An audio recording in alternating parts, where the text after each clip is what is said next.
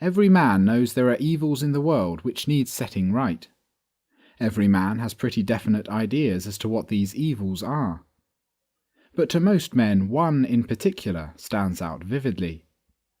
To some, in fact, this stands out with such startling vividness that they lose sight of other evils, or look upon them as the natural consequences of their own particular evil in chief. To the socialist, this evil is the capitalistic system. To the prohibitionist, it is intemperance. To the feminist, it is the subjection of women. To the clergyman, it is the decline of religion. To Andrew Carnegie, it is war. To the staunch Republican, it is the Democratic Party, and so on ad infinitum. I too have a pet little evil, to which in more passionate moments I am apt to attribute all the others. This evil is the neglect of thinking. And when I say thinking, I mean real thinking, independent thinking, hard thinking. You protest. You say men are thinking more now than they ever were. You bring out the almanac to prove by statistics that illiteracy is declining. You point to our magnificent libraries. You point to the multiplication of books. You show beyond a doubt that people are reading more now than ever before in all history. Very well, exactly. That is just the trouble. Most people, when confronted with a problem, immediately acquire an inordinate desire to read up on it. When they get stuck mentally, the first thing such people do is to run to a book. Confess it, have you not often been in a waiting room or a Pullman, noticed people all about you reading, and finding yourself without any reading matter? Have you not wished that you had something to occupy your mind?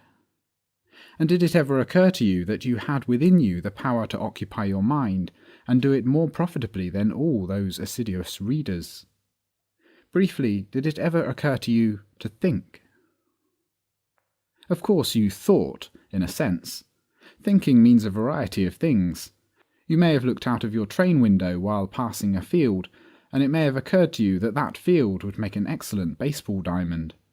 Then you thought of the time when you played baseball, thought of some particular game perhaps, thought how you made a grandstand play or a bad muff, and how one day it began to rain in the middle of the game and the team took refuge in the carriage shed. Then you thought of other rainy days rendered particularly vivid for some reason or other, or perhaps your mind came back to considering the present weather and how long it was going to last. And of course, in one sense you were thinking. But when I use the word thinking, I mean thinking with a purpose, with an end in view, thinking to solve a problem. I mean the kind of thinking that is forced on us when we are deciding on a course to pursue, on a life work to take up perhaps, the kind of thinking that was forced on us in our younger days when we had to find a solution to a problem in mathematics, or when we tackled psychology in college. I do not mean thinking in snatches, or holding petty opinions on this subject and on that. I mean thought on significant questions which lie outside the bounds of your narrow personal welfare. This is the kind of thinking which is now so rare, so sadly needed. Of course, before this can be revived, we must arouse a desire for it. We must arouse a desire for thinking for its own sake, solving problems for the mere sake of solving problems. But a mere desire for thinking, praiseworthy as it is not enough. We must know how to think, and to that end we must search for those rules and methods of procedure which will most help us in thinking creatively, originally, and not least of all, surely, correctly. When they think at all, the last thing men think about is their own thoughts. Every sensible man realizes that the perfection of a mechanical instrument depends to some extent upon the perfection of the tools with which it is made. No carpenter would expect a perfectly smooth board after using a dented or chipped plane. No gasoline engine manufacturer would expect to produce a good motor unless he had the best lathes obtainable to help him turn out his product. No watchmaker would expect to construct a perfectly accurate timepiece unless he had the most delicate and accurate tools to turn out the cogs and screws. Before any specialist produces an instrument, he thinks of the tools with which he is to produce it. But men reflect continually on the most complex problems, problems of vital importance to them, and expect to obtain satisfactory solutions without once giving a thought to the manner in which they go about obtaining those solutions, without a thought to their own mind, the tool which produces those solutions. Surely this deserves at least some systematic consideration. Some remarks of Ella Wheeler Wilcox under this head will bear quoting. Human thinking is still in as great a state of disorder and jumble as language was before alphabet, music before the scale was discovered, printing before Gutenberg, or mathematics before Pythagoras formulated its laws. This systematization of all thought, she tells us, would be a far more reaching improvement than all the others, for it will do for education, health, economics, government, etc., what the alphabet did for language, movable type for printing and literature, the scale for music, and the rules of arithmetic for calculation. Being the exact counterpart of these in its particular field, its mission, like theirs, will be to bring order out of chaos. I believe Miss Wilcox exaggerates matters. Incidentally, I for one do not pretend to have discovered anything revolutionary, but the importance of the subject warrants its formulation into as near scientific form as we can bring it. I beg no one to get frightened. Science does not necessarily mean test tubes and telescopes. I mean science in its broadest sense, and in this sense it means nothing more than organized knowledge. If we are to find rules and methods of procedure, these methods must come from somewhere, must be based on certain principles, and these principles can come only from close, systematic investigation. It may indeed be urged that we can think best by disregarding all rules, by not paying any attention to method. But the man who maintains this must give reasons, and once he attempts this, he himself is bordering closely on the science of the matter. In short, the settlement of even this question is part of the science of thinking. And what is to be the nature of this science? For our purposes, all sciences may be divided into two kinds, positive and normative. A positive science investigates the nature of things as they are. It deals simply with matters of fact. Such a science is physics, chemistry, psychology. A normative science is one which studies things as they ought to be.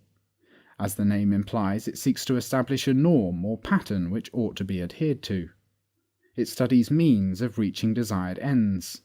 To this class belong such sciences as ethics, education, agriculture. Now these normative sciences, with the exception of ethics, are nearly always referred to either as arts or applied sciences. To both of these terms I technically but strenuously object. I object to the term art to designate any set of organized rules for doing a thing, because art also means the actual doing of that thing. And this thing may be done, and often is done, in total ignorance of the rules governing it. A man may possess the art of swimming, he may be able to swim, without any previous instruction, without any knowledge of how he ought to hold his body, arms and legs, just as a dog may do the same thing. I object also to the term applied science, because to me this term implies that the science it refers to is based on one positive science only. I can think of no so-called applied science which is so based. Hygiene, not alone dependent on physiology, must derive some of its rules from the chemistry of foods, as well as from the sciences of sanitation and ventilation, themselves normative. Agriculture is based not only on biology and botany, but on chemistry and meteorology. The science of thinking, then, if such a science there be, is normative. Its purpose is to find those methods which will help us to think constructively and correctly. One more distinction, and our preliminaries are over. There are two other sciences with which the science of thinking is liable to become confused, one positive, the other normative. The positive science is that branch of psychology which deals with the reasoning process and examines the basis of belief. We shall make frequent use of this science in trying to find rules for thinking, but it will not be the only science we shall use, nor will that science be the subject of this book. The normative science with which the science of thinking may become confused is logic. Indeed, logic has sometimes been called the science of thinking. Now, for our purposes, logic is a part of the science of thinking, but it is not the part which we are primarily to consider. Its function is merely negative. It consists in leading us from error. The part of the science of thinking in which we are interested deals with those positive rules which help to make us creative thinkers. Our ship is headed for the port Truth. Our mind is the engine, the science of thinking the propeller, and logic the rudder. Without our engine, the mind, the propeller of the science of thinking, which transforms our mental energy most effectively into motion, would be useless. Without the propeller, which gives us motion, the rudder of logic would be useless. But all three are needed to reach our goal. And now I must bespeak a little patience. The next chapter and the one following it are going to deal very largely with method and methods. They will touch on classification and a lot of other things to which the plain man has an aversion, to which at least he usually evinces no very active interest. But it is necessary to consider these things in order to make our study complete.